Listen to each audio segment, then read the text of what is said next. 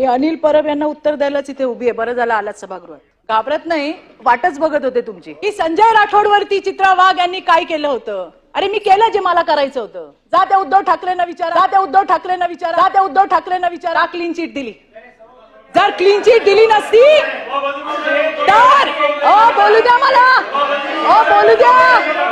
अरे आमच्याबद्दल बोलता, आमच्याबद्दल बोलता, आमच्याबद्दल बोलता तेव्हा कुठे जातो शांतपणे. मला सांगायचंय सभापती महोदय, या लोकांमध्ये हिम्मत आहे का?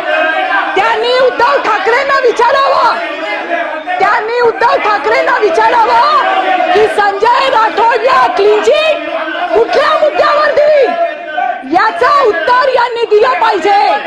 अरे मी तर माझी लढाई लढले, मी माझी लढाई लढले आणि लढणार. अनिल परब, हिम्मत आहे तुमच्यामध्ये, हिम्मत आहे का तुमच्यामध्ये? सभापती महोदय मला विचारायचंय, यांच्यात हिम्मत आहे का?